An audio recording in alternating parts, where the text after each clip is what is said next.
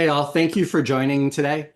Today, we're going to talk about something a little bit different from what I've been talking about recently, but this is how you can coach and develop leaders across the customer success functions, CSM support, operations, education, professional services, and how we think about that across all of the priorities that exist, how we foster collaboration, how do we create kind of a feedback-rich culture, and a lot of this applies to all customer leaders, anybody that talks to the customer or anybody that leads teams. So we'll be talking about a variety of things today, ranging from how do you kind of think about cross-functional alignment, how do you think about leaders with diverse backgrounds, communication gaps and conflict resolution. I'm sure we'll go all over the map. We do have a few great panelists with us today. And so I'm going to have you guys introduce yourselves. So we'll start with my screen. Jason, go ahead and you go ahead first. Thanks. Yeah, Jason Seals here. I've spent 15 years in the technology industry studying the SaaS space. I got into tech through a startup. Before that, I was career in sales, and so I've always got revenue on my mind, no matter what we're talking about.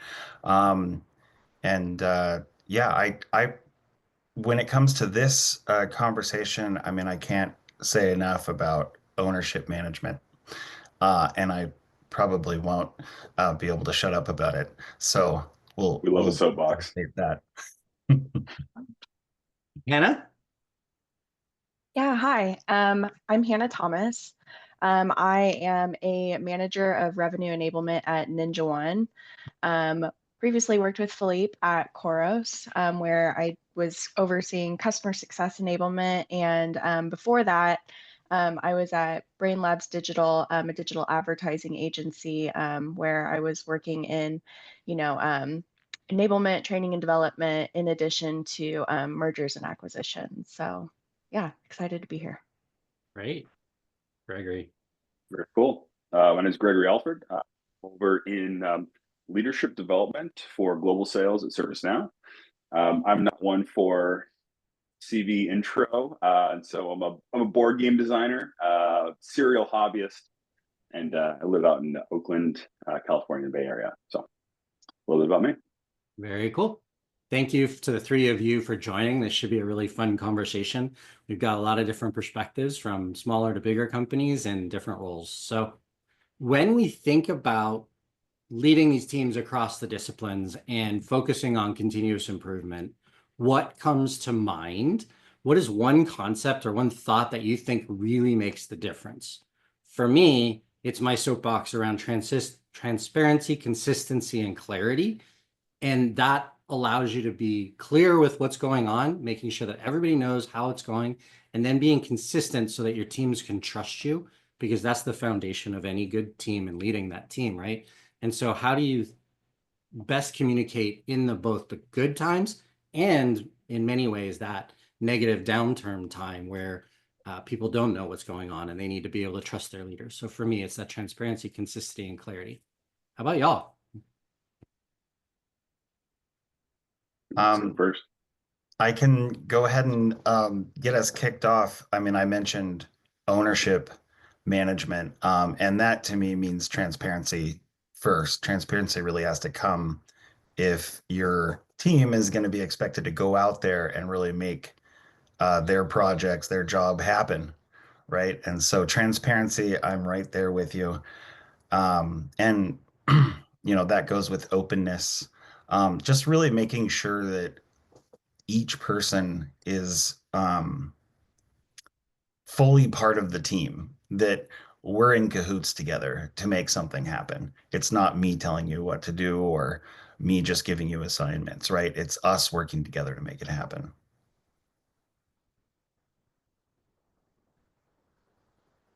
Anna, what do you think? Yeah, I mean, agreed, definitely on the transparency part. I also think that one thing that we're really focusing on right now within my team is creating a really clear charter.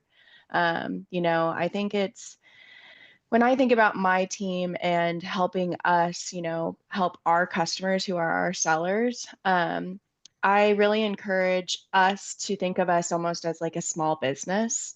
So, what are our products and services that we offer?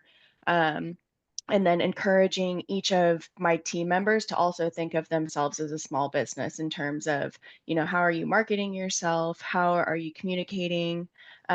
What is your brand that you are presenting in your products and services, and just being really clear with your stakeholders. I think it really helps in terms of, I think, owning what your deliverables are and getting those across. Super helpful. I think on the continuous improvement piece, my answer is going to be overly simplistic. Hopefully, it's helpful. Be a goddamn human. Um,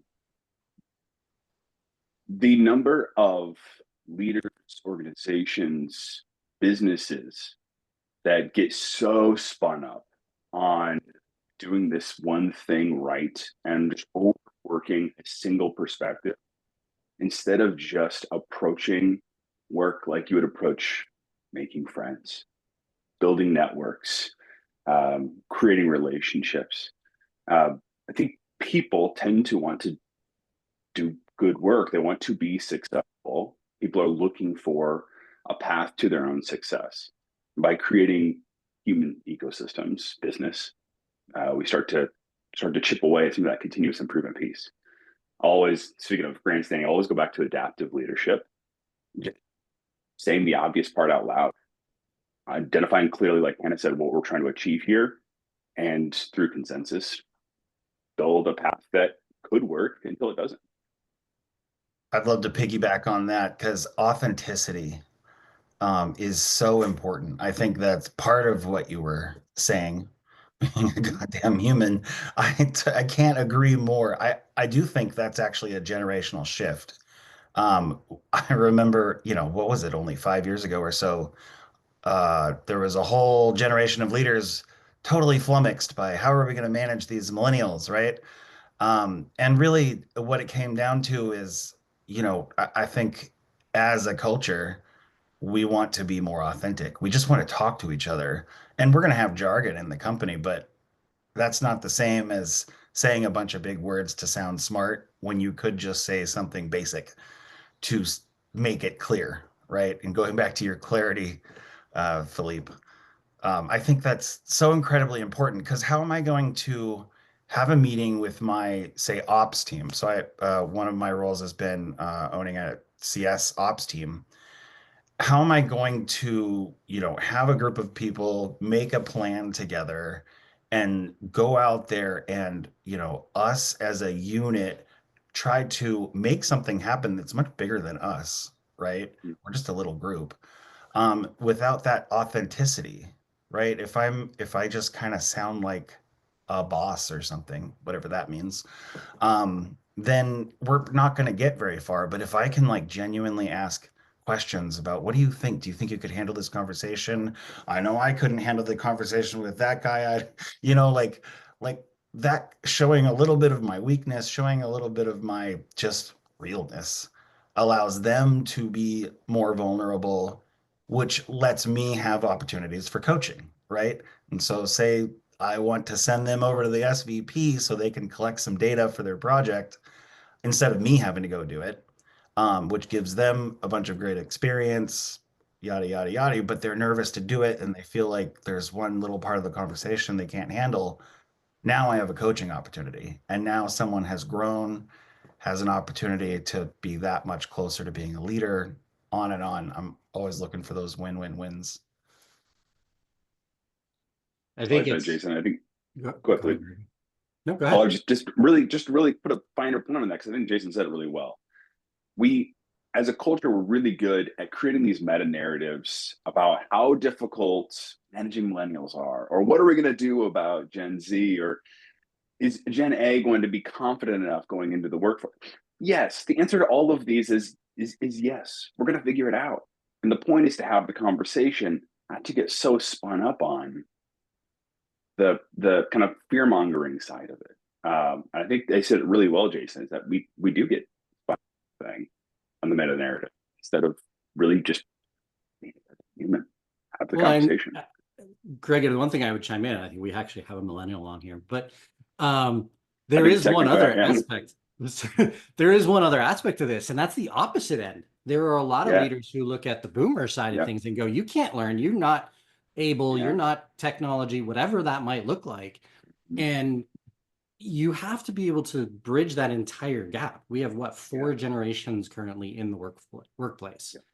And we just had the fifth generation now, what Gen Beta, I think is what they're called, is the newest generation, right? So there's this span of generations that exist. And I think that's the whole challenge. We have gender, race, age, all of these, religion, country, you kind of name it. You have all of these different perspectives that are existing in the market, that are existing in a business. And I actually love, Hannah, your comment on help your teams think about themselves as small business owners, because then they can become part of the big picture. But what I find is leaders don't educate. And I think that's a big miss that leaders, they assume that everybody knows what you're talking about. And and I have this story. I remember being in an all hands. It was back when we were still in person with everybody. We were in all hands and we were talking, and a couple of other executives were talking, and they're like, well, EBITDA this, ARR this. And you could watch the people who were earlier in their careers go like, what does this have to do with me? Because they didn't understand the impact of EBITDA is the amount of cash flow that we've got, positive or negative. So if you don't pay attention to that, we have no business. And so you have to be able to educate, and it's education in all ways. The older generations have to be educated in what today's world looks like and what the technologies look like. The younger generations need to learn about the business that they've never been in before. Just like any other leader, you never did something at some point. So we have to be able to help educate people. Yeah, I wanted to ask you, Hannah, about the small business um, kind of mentality, because I've always thought of that too. It comes from that sales background, because if there's any job that you really almost are running a fully contained revenue engine, it's sales. So I've always thought about it that way, and it's helped me like you know really lean into ownership. And I have found that when each person owns their own projects, they care so much about it. They're willing to go out there and do what they got to do to figure it out. And so then your younger people or your boomer or whoever doesn't know what they need to know, they go find out. But I was curious, like, what's been your experience with that? My experience, can you ask, I guess, a more pointed question around that? Yeah, well, you had mentioned, well, maybe we could just start. How do you explain that to somebody that's relatively new and is used to maybe a top down? Yeah, I mean, everyone's in sales, whether you like it or not, right? Like you starting from when you were hired into your role.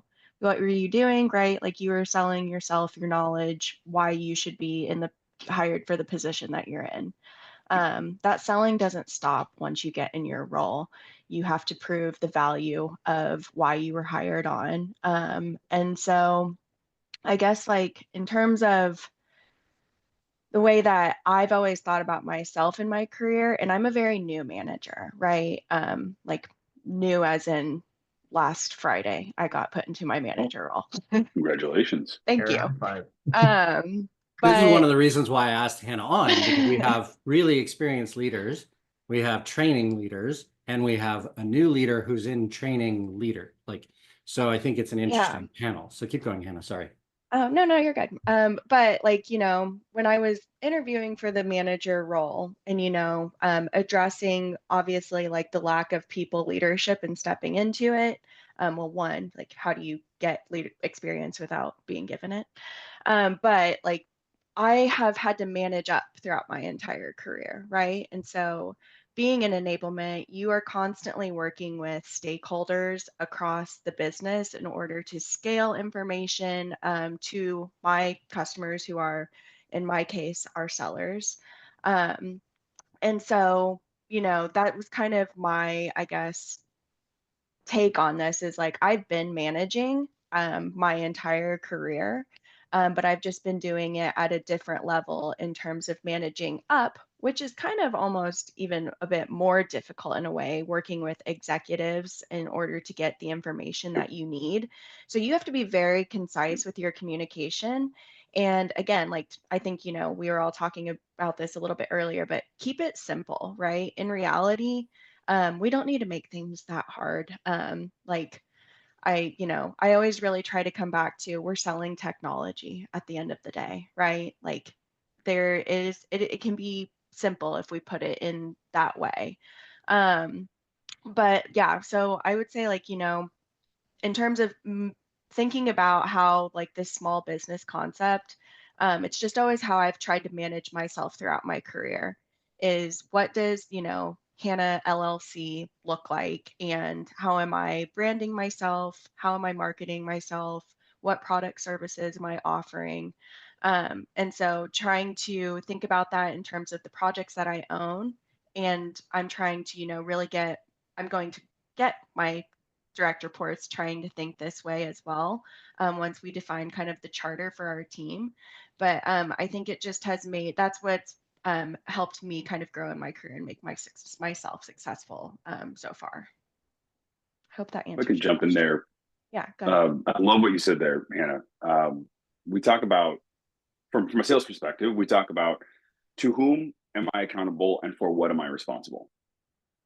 And I'm really working on not ending sentences with prepositions these days. So, pardon my funny way of speaking. Accountability and responsibility. When you are barista at Starbucks, you know exactly what the answer to that question is. But you work up into the ecosystem of Starbucks, and all of a sudden it becomes very opaque. We are really, really good at building human systems that deny responsibility and accountability. And so when you think about becoming my own CEO or becoming a founder of my own business or CEO of my book of business, we are teaching, or I teach, responsibility and accountability. Because if I cannot answer those two questions, to whom am I accountable and for what am I responsible, it is impossible for me to build anything resembling a KPI or a metric to report to the business my value. It is impossible. When you have a sales number, it's much, much, much easier. I'm accountable to the customer. I'm accountable to the business. I'm responsible for this number. But when we think about developing leaders, when we think about coaching, we think about CS teams internally in the business or engineering teams, it's frequently challenging to put numbers to those questions.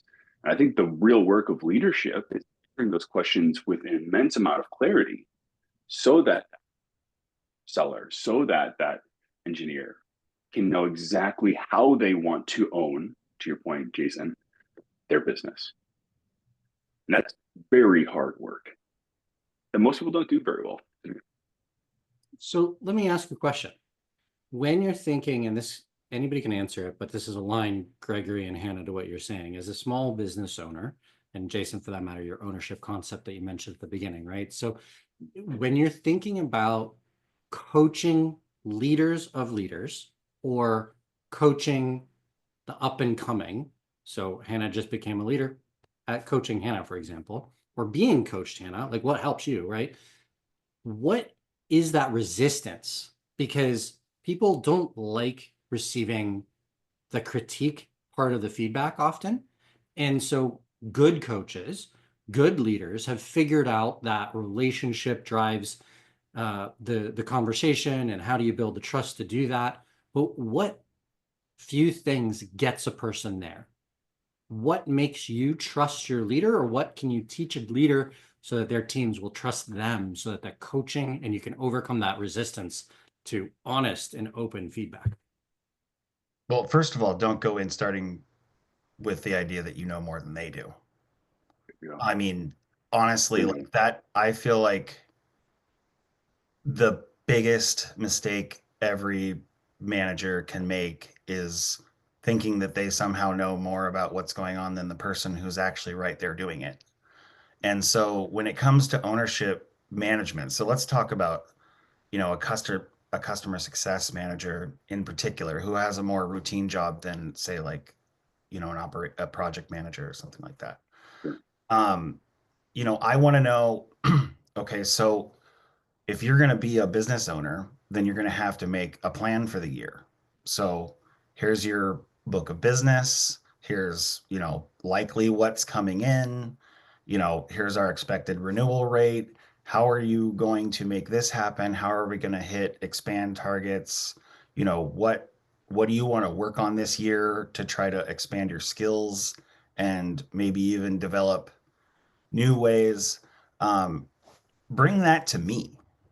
You're the one on the ground. You know these accounts, you know your portfolio and like all the little tiny stupid things that happen during the day that make things happen or not happen. And so bring that to me. So then I say, after I've seen what the plan is, I say, okay, well, that's really interesting. First of all, I have to remind myself that I don't know as much as they do because I am a know-it-all, like nobody's business. And and then, instead of saying, okay, well, you did this wrong or you did this right, I say, well, that's interesting. Tell me more about it. That's something I've never seen before. That's something that just honestly sounds like it would, nosedive to me. So, give me more of your thoughts, dig in. And these conversations, when they're organic, problems just get solved, right? Have you ever like just, did a quick pre-review of your deck with your boss or your team, right? So that you can go do the big meeting. What do? You're like changing the PowerPoint as you go, right? And so they're doing that, right? It's just an active, organic conversation where problems are being solved. There isn't a, the levels of management have gone away. Like we're just two people solving problems, making a plan for the year. Now, I happen to know more about what's going on in the business strategically, what the other, departments are doing. I know like more about what our goals are and so forth. And so my job then is to make sure that their strategy is going to contribute to my strategy, which, then my job is to make sure that my strategy contributes to my boss's strategy, right? So um, then we're really playing with, some problem solving and making everybody's job happen, you know? There's a thing we have, and Hannah, I see you're coming off mute, so I'm going to be really fast here. We have a saying, and I'm not supposed to brag about my employer, so I'll just say my employer. We talk a lot about what got us to 10 billion will not get us to 20, and it certainly won't get us to 30. And I think your point there is really pointing. This attitude shift with continuous improvement and iterative leadership or adaptive leadership, where you have to be humble enough and self-aware enough to say, I do know what got me, what allowed us to be successful to this point. And I do understand the strategy of my stakeholders and how this jigsaw puzzle of the company fits together. But I'm also have to be super aware of the fact that the attributes, the tactics, the strategies that got our company to this stage will likely not scale. There's probably a thread of truth somewhere in there. We have to find, seek it out, and figure out what that is. But through that humility, we start to bring our directs or bring our multifunctional, our multidisciplinary coachees into a conversation around what could a path forward look like and start to fill in some of that strategy gap. I'll stop talking, and I think you're for it. No, yeah, I mean, when I think about the best leaders that I've had, Philippe being one of them, honestly. Like Philippe was Pretty my good. manager at Koros, yeah. And I think I developed a lot in terms of my professional career when I was at Koros because I feel like what Philippe really helped me do is he was curious about not just coming through with how he would do it, but in terms of asking me questions. And um I'm a big like role play scenario person as well. So, rather than thinking abstract about the situation, my favorite thing to really do is be like, all right, like let's just put ourselves in the situation right now. And how do you want to like, let's talk through it, go about it. So Jason, to your point, right? Like, um, let's just workshop it in real time to get to the output, because sometimes the best way to get through something or to get to something is to go through it. But yeah, so my best leaders honestly have been just extremely curious and, you know, working through the situation with me, not always just providing information or how they would go about something, but asking me questions to get me to where I need to go. So that's, I kind of guess, like how I would consider some of the best leaders that I've worked for. Well, thanks for the plug, Hannah. That was not the point here, but I appreciate it. Oh, Um, it's funny. There's one of my favorite questions to ask when I'm coaching people is, have you thought? Because it opens the door for a conversation. It's like, have you thought about how that statement would reflect for the customer? Have you thought about this data set that maybe you're not thinking about? And just opening that door to be, not because I know more, because to your point, Jason, like Hannah's a much better at building and creating training. Gregory's much better at designing the enablement side of things than I ever will be. That's a career choice that they've made, and that's not mine. I'm better at other things. That's life, right? Everybody is good at their specialty. But Yep. because I have that broader sense of what's going on in the business, I can draw from these other areas, or I've been a customer on the other side, or I've done that particular situation. So I can draw the red line and say, hey, if you step over this, you can run into some major pitfalls. And I think what happens is leaders don't want to let you walk up to that line very often. They want to stop you way before you get to that line. And I think that doesn't allow people to grow. And I think that's the area where, have you thought about these things? And then you allow the employee, the person that you're working with, to take the steps and figure that out on their own to then grow. Because otherwise you're just putting them in a box and saying, don't go outside of that. And you're never going to get outside of it. You're never going to be able to do anything else because you're in a box and your leaders are keeping you in that box. So that's my perspective on being able Well, to coach. and to your point, I mean, about have you thought, um, I will do that in almost the opposite way as well, which is, hey, I was thinking. So instead of me coming up with some giant plan, or maybe I do have like, I just had one of those magic whiteboard moments where the entire thing just spilled out, right? But then I go to my team and I said, have you thought about this? Like, I'm I thought it sounded like a good idea, but I'm not sure if it'll fit. What do you guys think? Then, you get all the doubts, you get a few people that say, "Oh, well, that's interesting. I'll have to think about it." And guaranteed, every single time there will be background conversations and somebody, at least one person, will have worked on how to go about doing that by the time we meet again. And then we can really start a conversation about whether that's something that we should pursue.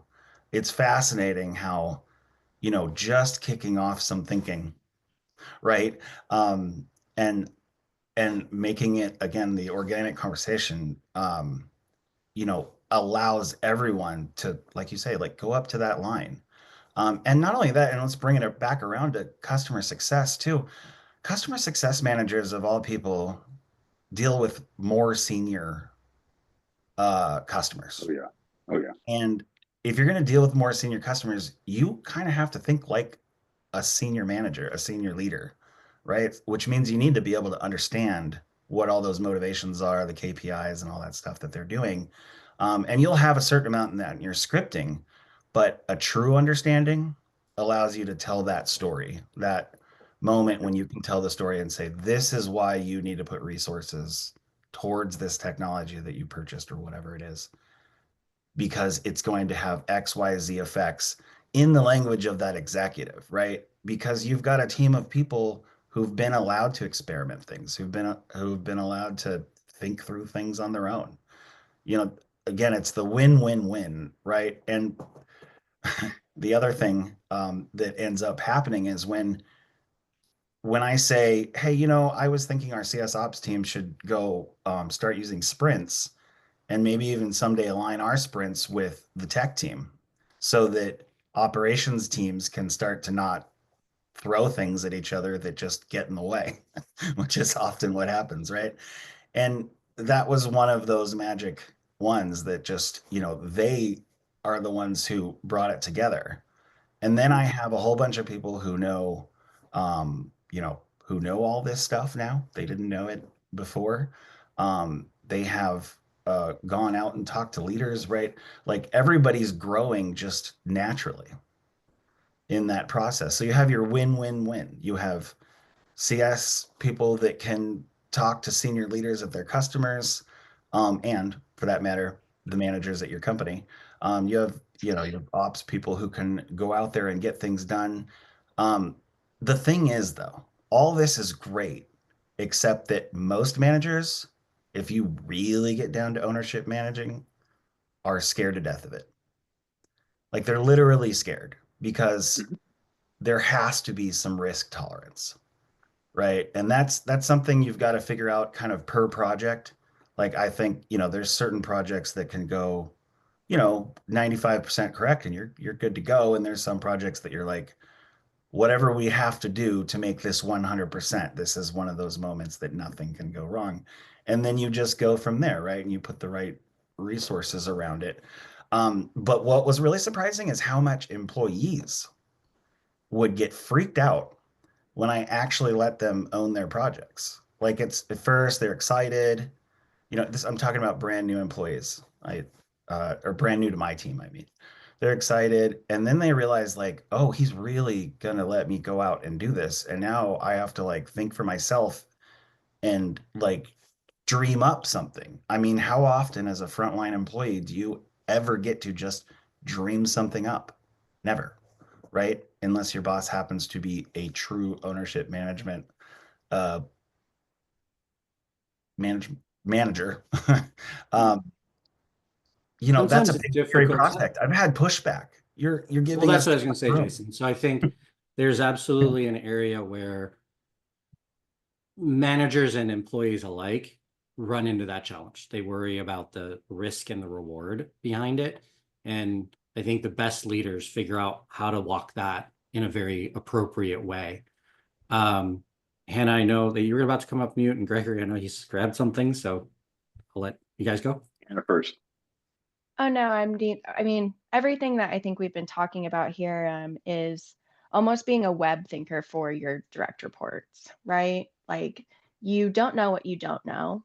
And but you as a leader who have access to a lot more people information in the business, um, I think one of the two of the strongest attributes that I think you can have as a leader is to be a web thinker for your team. And by web thinking, I'm saying like know the ripple effects of a certain situation that can take place, and how it's going to, you know, ripple within the business or within your customer's business, and Hmm. helping almost forecast these situations that take place. And then, Jason, you were talking about letting new employees, new directs own like projects. I think it's helping them also ground themselves in something and getting started, So we're thinking about currently how to revamp our enablement programs, our onboarding programs for our revenue teams, right? And I am giving this to one of my direct reports and saying, hey, I want you to be, the owner of revenue onboarding enablement. And I think she was, again, excited, right? Like, wow, I get to own this. But then at the same time, she's like, where do I even start? And Yeah. so, I think it's being able to also coach and guide them in terms of grounding them, but at the same time, providing that web thinking of how things are going to trickle about. Um, so that way you can kind of forecast situations that might come up for them as well. And when you're transparent about that, then that helps them understand how they're connected to the overall strategy. right? Like, 100%. I yeah, think that's always been a big thing for me is I have to know what the larger picture is in order for me to understand the value in what I'm doing and why I'm doing it. Because that, yeah, if I don't know the overall outcome that's tied to the business needs, then it's really hard for me to even know where to get started. Coaching. So I'm pointing to work on the screen. Coaching, ownership, web thinking. All right. So I'm going to show my millennial cards here. Leslie Knope Effect. Season 4 of Parks and Recreation. Terrific television show if you haven't watched it. Leslie Knope, career professional, overachiever to the max, has just knocked out the biggest project of her career. And there is a very specific episode where she has an absolute meltdown in the eve or on the day after the greatest success of her career so far. And everyone's asking her, what do you want to work on next? Ownership, right? What do you want to move forward now? What do you want to focus on? Because you've proven how competent you are. And she has an absolute meltdown because she doesn't have her next big idea. So her boss locks her in a closet. Don't recommend that for managers. And forces her to be bored. The book I grabbed from behind me is How to Do Nothing. Jenny Odell absolutely knocked it out. And the reason I grabbed it is I thought I was going to talk about adaptive leadership because adaptive leadership is near and dear to my heart. But How to Do Nothing is actually brilliant. It's a stroke of brilliance because of what the core assumption is that humans are way more creative than we give ourselves credit for. And creativity is a much more powerful tool in the corporate ecosystem that we give credit for. And in order to be creative, all of the research points to humans must be bored. Creativity is born of boredom. And that is not how we work, even a little bit. We pack meeting after meeting after meeting. We start doing our day job at 5 p.m. And we have these little hacks where we have a 55-minute meeting or a 25-minute meeting in order to, preserve a little bit of our humanity and go to the bathroom. That's not how people create. It's not how people innovate. It's not how people solve problems. And I think what Philippe was speaking to about, have you thought about this? I think the challenge for leaders is, have you given your people time to think? Period. Actually, it's a question mark, but you know what? punctuation. With AI coming, this is something that just kind of occurred to me the other day because I've been thinking a lot about, what are people going to do? I think, well, I'm not the only one. What are people going to do when AI is doing so much for us, right? That was And going to be my next question, actually, Jason, is how do we think AI impacts coaching? And we'll do one round of that, and then we'll close out. But go ahead. well, yeah, well then this will be a good kickoff for that question because doing nothing and being creative is going to be the thing that we have to do because anything Yep. routine or rote is going to be done by AI.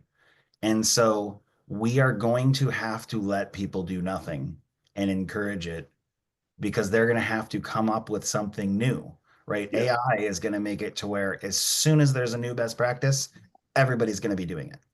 Yep. Constant creativity is the only thing we're going to have left as, like human workers, I should say. Excited for it. I think there's some the cynical side of that argument, Jason, is that AI is, and this is coming from a guy whose company is very bullish on AI. We're a leader in AI space, and these are my opinions, not the opinions of my employer. I think it's really important that I say that out loud. AI works when it works for humans, but that's not how we run businesses.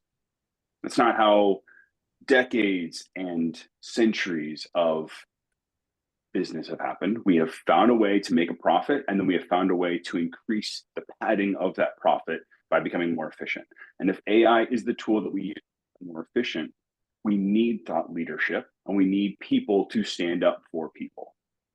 And I think this is actually where leadership management is actually really powerful. And what that is, you have coaching multidisciplinary teams, coaching in an ecosystem with AI. Is that if AI is going to be successful to propel humanity forward, then we must use it to serve humanity. And so I would argue AI is a great tool for practicing difficult conversations. AI is a terrific tool for keeping categorized or keeping thoughtful notes on how a coaching conversation or coaching relationship is moving or morphing. It's great on comparing strategy and analyzing strategy and theory. But we must be very thoughtful about it's serving humanity instead of, you could say, replacing humanity or turning the relationship into more of a transactional, less human interaction. So I'll get off my soapbox. Oh, I think it's a great soapbox. Hannah, what do you think? About AI and the How workplace AI in is going to general. impact coaching and leadership in general? I mean, I'm a big fan of, and I mean, even before AI has become such a hot topic, right? Like, processes and automation have always been very important to me because, again, like it allows that space and time for creativity.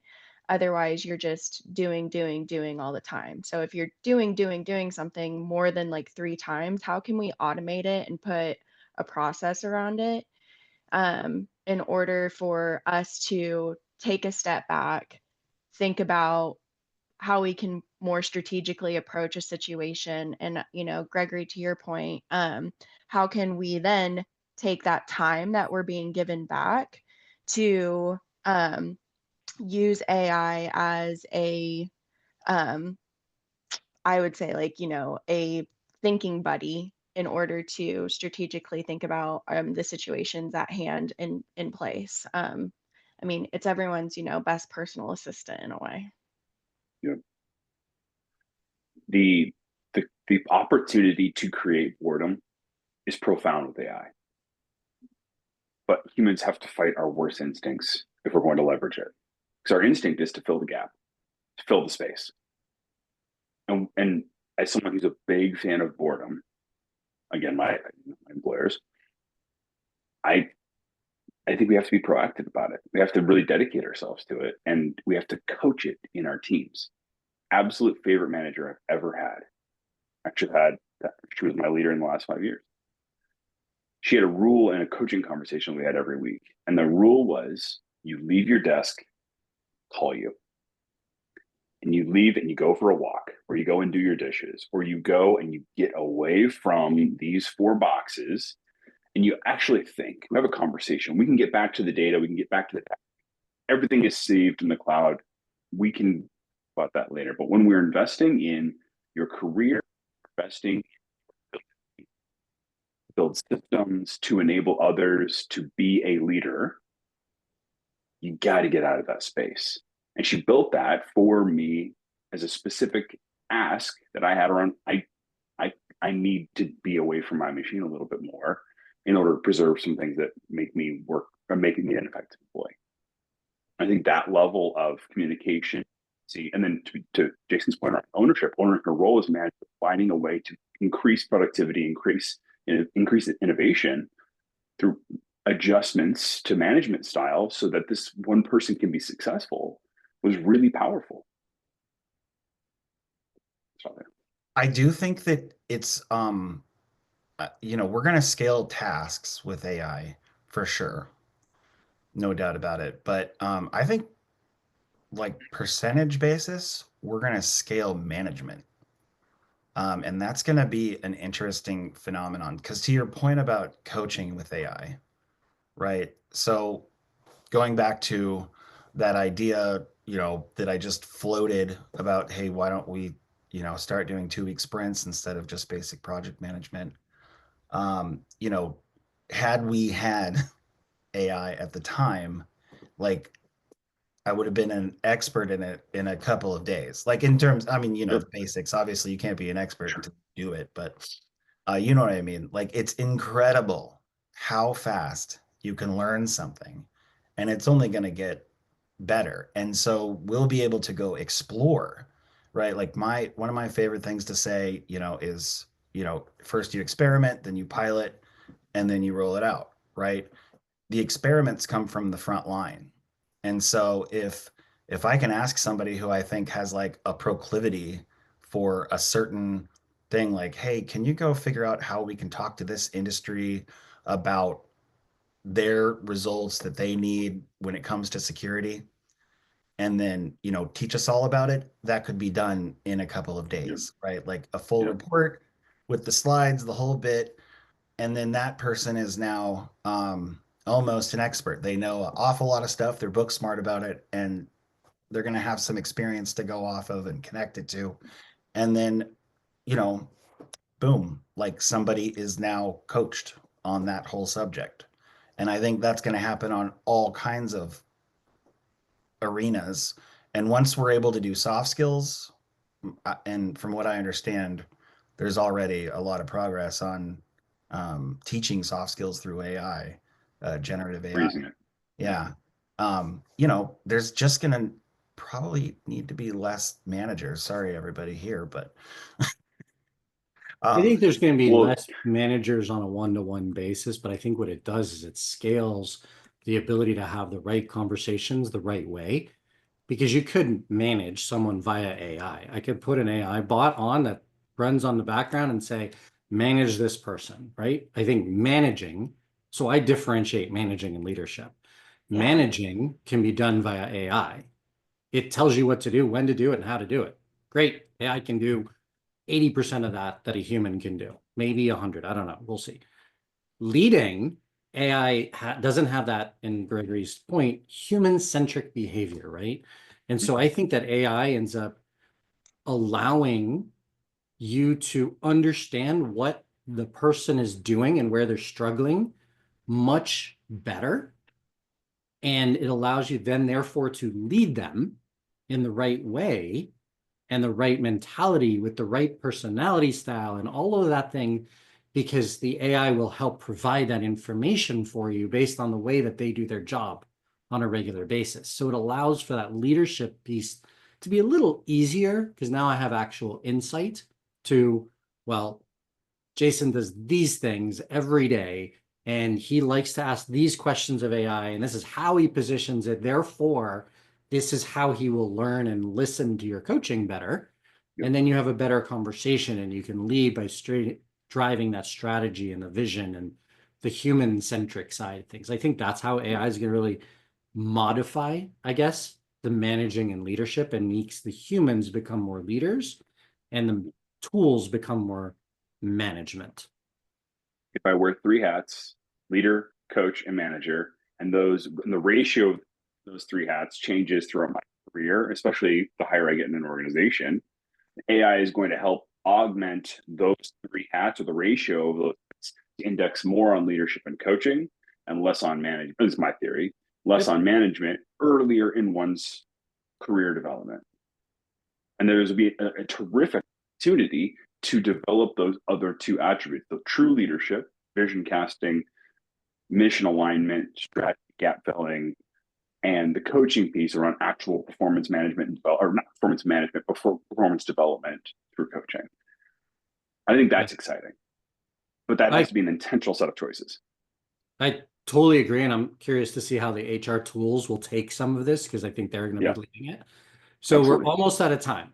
The last question that I always ask is, if there's one thing that you want people to listen to take away from you specifically on how do you lead, coach teams, how do you think that people are the most effectively led across a cross-functional team in whatever way that is, what's the one thing, in about a minute, what's the one thing that you take away from it? And Gregory, let's start with you. Ask your people. The number one coaching conversation that I have, the most frequent coaching conversation I have with leaders, first, second, third line, and executives, is that I don't know if my people will be responsive to this. I don't know if my people will be on board with that. I don't know if I can get these people aligned. Ask them. Ask your people how, what, when, where, why. It's just so simple. Be a goddamn human. Because people actually have great perspectives. and they're waiting to be asked. And you have to create a culture in which you ask so that the first time when they freak out and they say, oh, no one's ever asked me before, the second it's easier, third time it's even easier. Rapport, and to Jason's point throughout this entire session, you have ownership because people feel like they're actually heard and they're participating in that vision casting. That's real. Sounds great. Jason? I'm gonna cheat a little bit because I totally agree with Gregory, except I have a cute little line for it. Approach it with curiosity. I find this is a great thing to say to everybody. It prevents a lot of conflict, and it does all the things that you just said, Gregory. I can't say enough about approach it with curiosity. Again, don't go in thinking that you already know. Whoever it is, approach it with curiosity. That's great. Hannah, bring it home. Pressure, I know. And I was going to say be curious. So thanks, Jason. um, yeah, I mean, and I've been rewatching Ted Lasso to try to be to put myself in the leadership mindset, right? Yeah, it's good. And learn those little tidbits. But yeah, be curious. I think that don't assume, be curious. You never know what headspace your people are in. And so if you're assuming said things, you're not getting down to the root in order to coach and develop your people. So yeah. So that's going to be my book plug then is Culture Code. I feel like he knocks this concept out of the park. One of the best, man. Did you write Culture Code, Jason? What's that? Did you write Culture Code? Oh, I wish I did. Okay, all right. So unfortunately, I didn't think of it first. Yeah, the thing. So I haven't read Culture Code. I'll have to look at it. Yeah. So since all three of you said the same thing, I don't want to say that, even though I agree. I think that's bandwagon, a key man. component. Jump on. Yeah, exactly. It's a key component of it, but I think it's understanding the people, and so it's the same idea of listening to them and being aware and being curious, but it's understanding what drives them, how do they think about things, what incentivizes them, where do they want to go, and that allows you to have stronger conversations with people no matter what. Because whether you're someone that I have to have a conversation about is like, you're not a fit here, and here's where I think you'd be a better fit because of A, B, C, and D that you've talked to me about, I've seen, etc.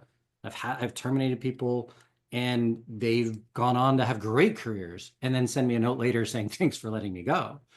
And I've promoted people and I've given people opportunities. And I think that is the way that you can really put your mentality behind it and walk the walk of listening and being there for your teams.